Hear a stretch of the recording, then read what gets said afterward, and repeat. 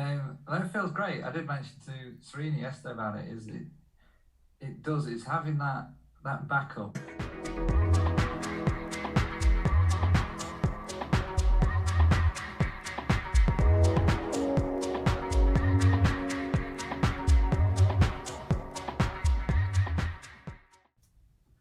Hey guys, so we're here for the second quarterly review. We're going to talk through what's worked and what hasn't worked, what the potential is for the next quarter to work on that. So who wants to take the lead? Michelle, go ahead. Yeah, shall we start with culture? Talk about everything that happened with culture over the past 3 months. We started one-to-one mentoring. Yeah, I think this kind of comes under the talent LMS courses. We've only just started doing those, which we're kind of just letting them get on with it, like saying this is what you need to do this week, get on with it. But with the newer guys, we've started actually one-to-one mentoring with them through it, and I feel like it is working better that way.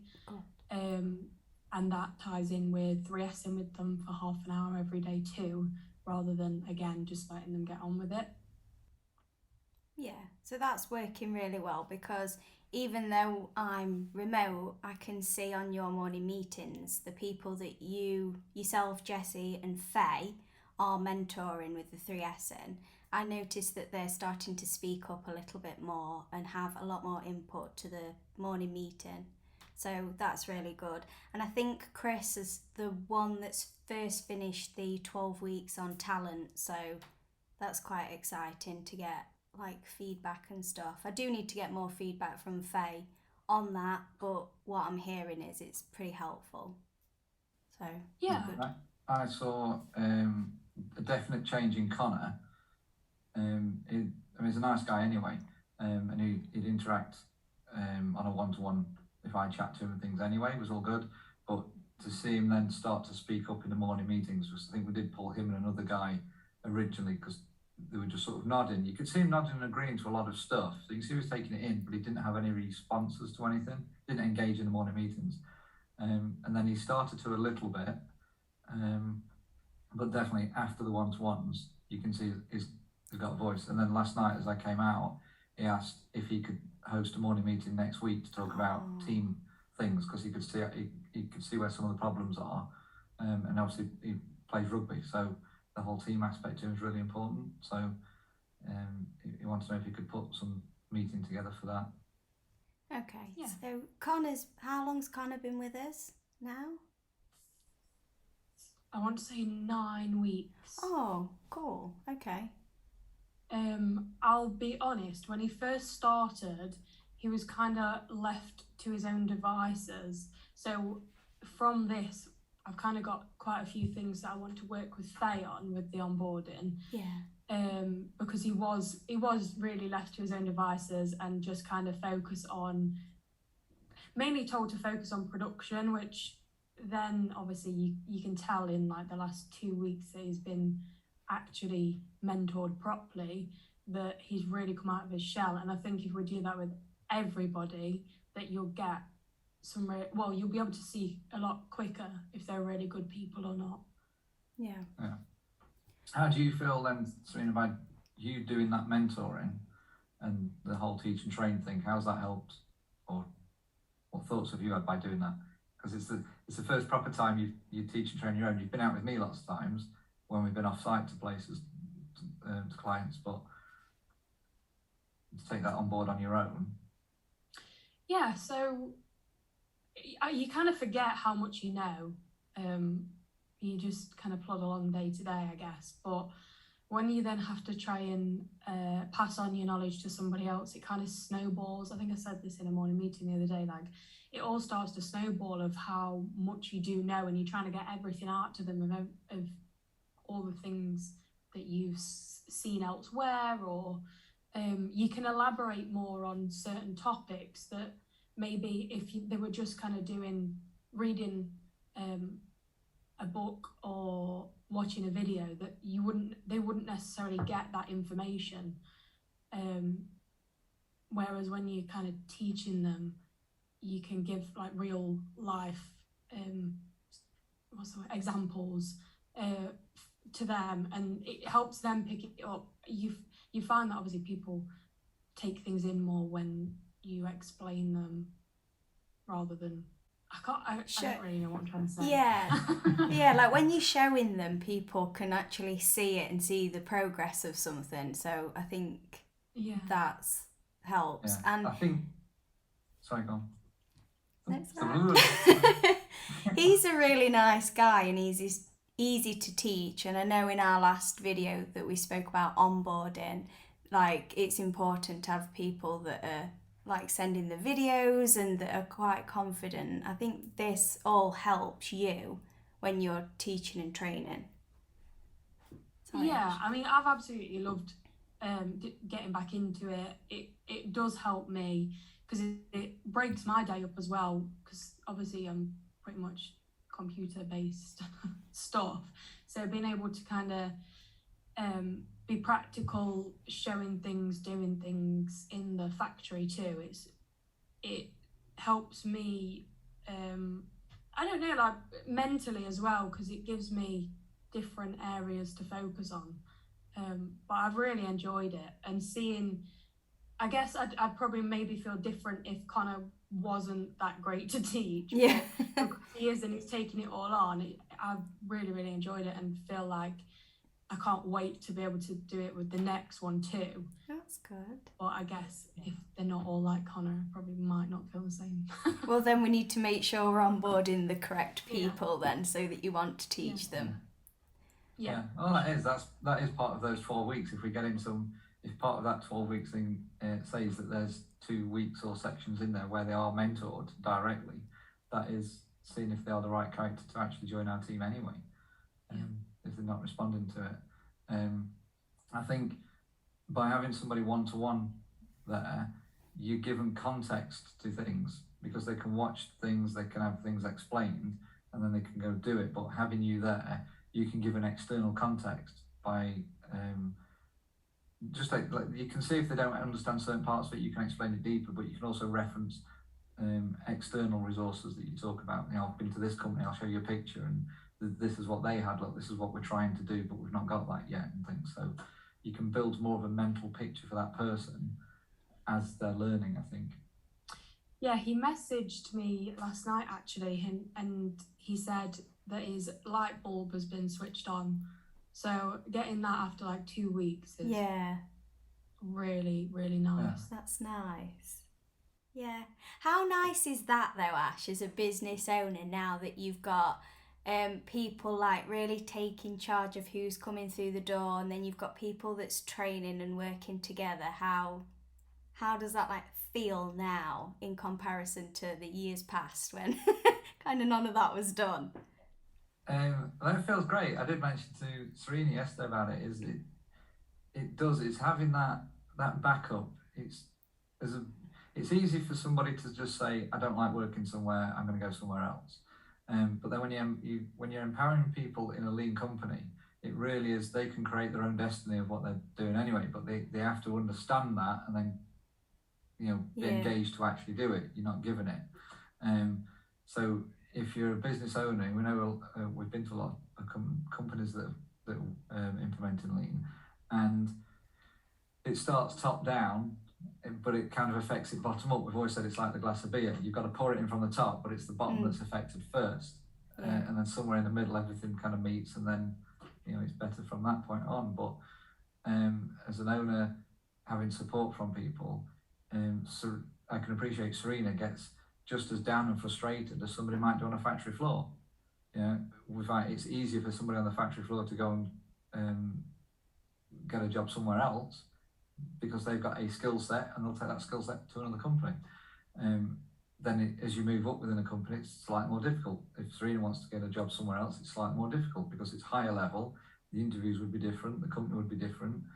It's not as easy for Serena to go, do you know what, I'll go work here instead tomorrow, like a welder could. And then for me, I can't just say, well, I'm not going to work here today, I'm going to go find a job somewhere else, because everything's tied around me in the business.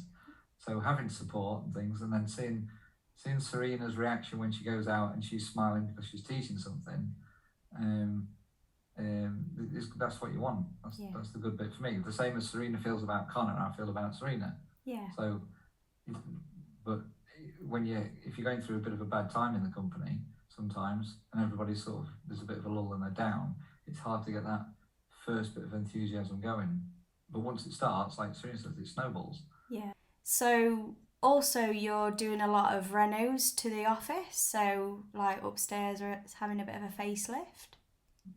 Yeah, it's stalled a bit at the moment, partly because you're in holiday season. I've been off, Sean's been off, and things that would be involved in it.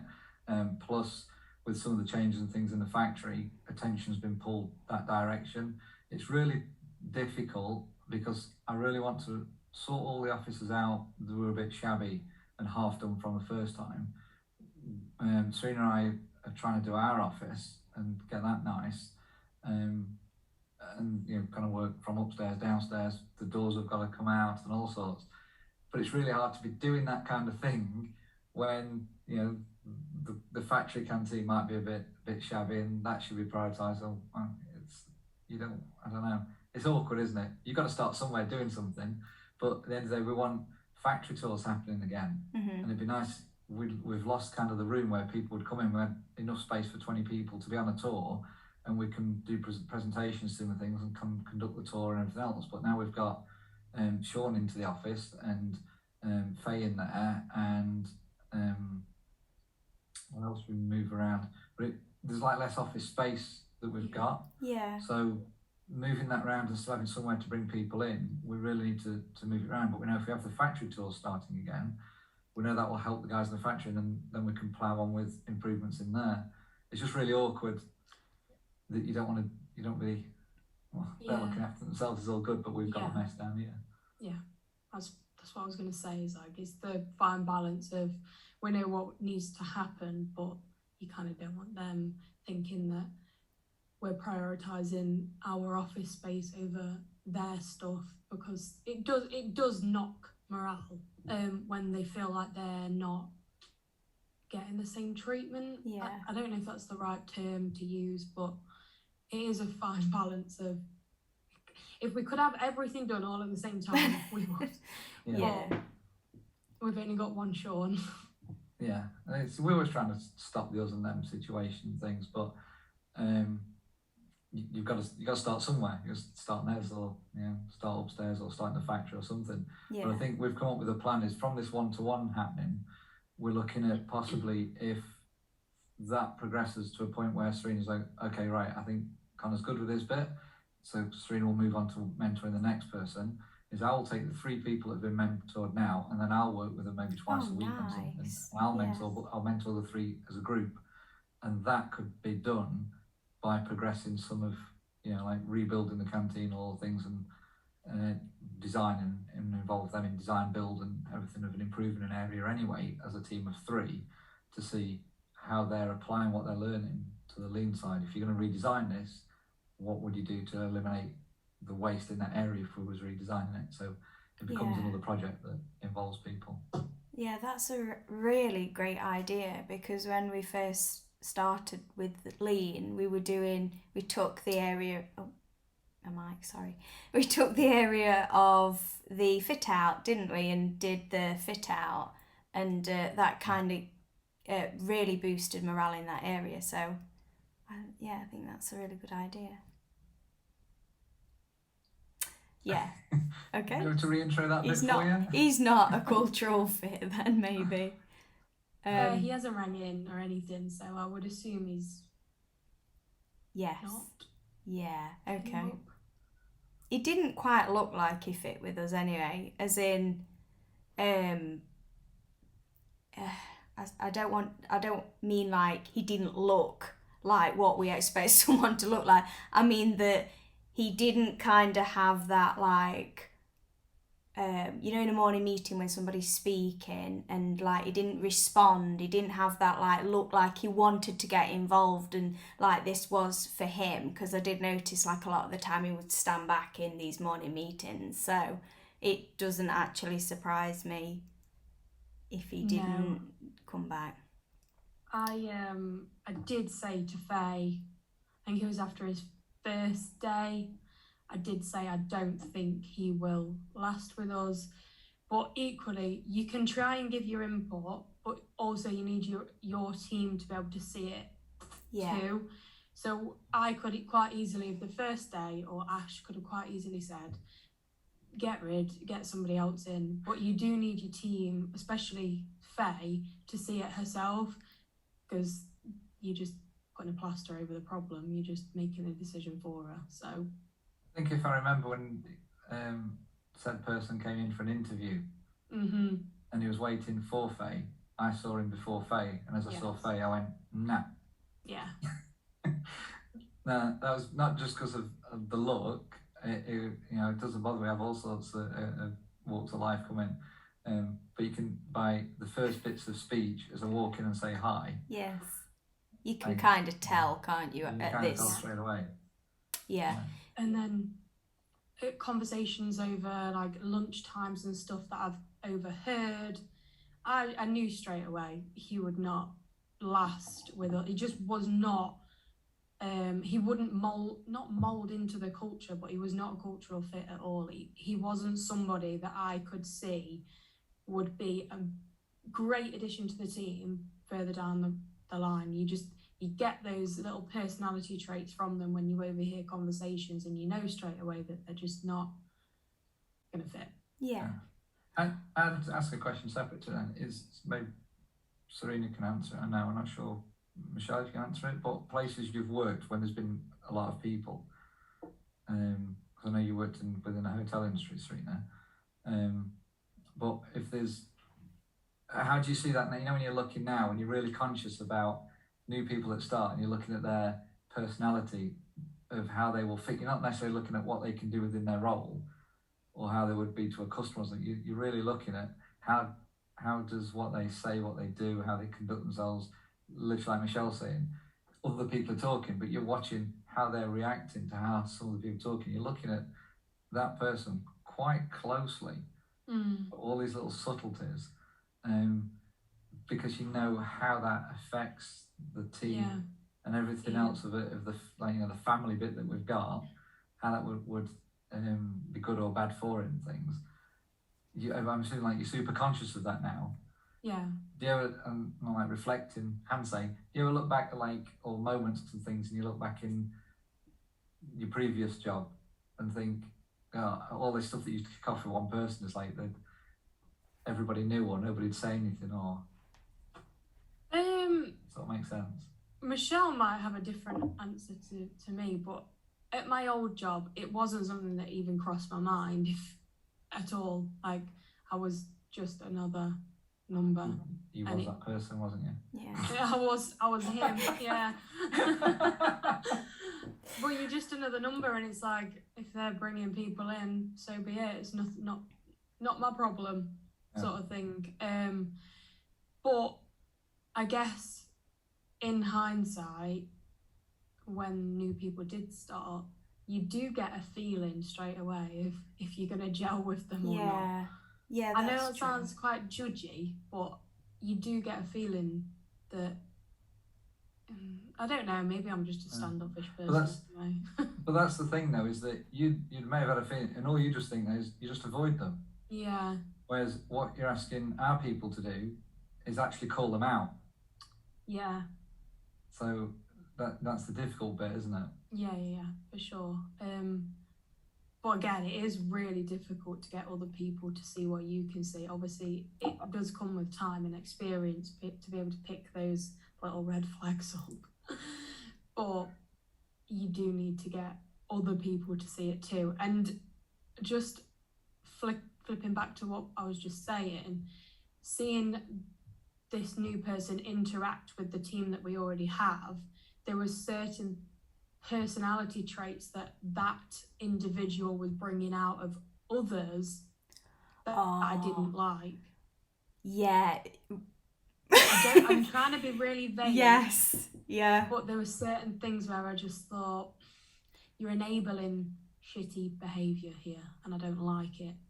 Yeah, I've been really fortunate to work with like a lot of other places with small teams of people, and mostly women, which sometimes we can be quite catty, but I've been lucky to work with people that are really nice and want to see you succeed. The only time I can that's just triggered a real like horrible memory, and Ash knows what I'm about to start saying. However, there was somebody that came to work for us, and we'd started our lean journey. We were probably 2 or 3 years in, and the team, Ash and I had worked really hard to tear down the wall between us and them, because it was, before we started lean, it was very much like the factory staff just keep to themselves. Like, I didn't even know who worked in the factory until probably the first year and a half that I actually worked at Klime-Ezee. I couldn't even tell you, like, if I seen someone out in the street, I wouldn't know that they worked there. It was very, very us and them. And so we'd been working really hard. We'd been to Yellow Tools. We'd seen the culture there, and we knew what culture we wanted to build. And somebody came in, and they didn't work for us very long. I want to say maybe under 8 weeks. It must be under 8 weeks. And the damage that person did was so detrimental to the business. It then took, like, I would say another year or 2 years just from that 8 weeks of this person being here. The damage that somebody can cause that will come into your company that's not a cultural fit is sometimes it makes recruitment so difficult in like a company like ours, because you are trying to make sure that not only is that person comfortable when they come in and happy to be here, but they're not actually destroying your family that you've created. So yes, it's very important. Recruitment is very important. I know what you mean. Yes. Yeah. So yeah, I know we've gone all the way around the houses with culture, but a lot of mentoring's happening, a lot of like more honest conversations, making sure people are sitting in the right seat on the bus, getting the right people through the door, has kind of all been happening past 3 months. Yeah.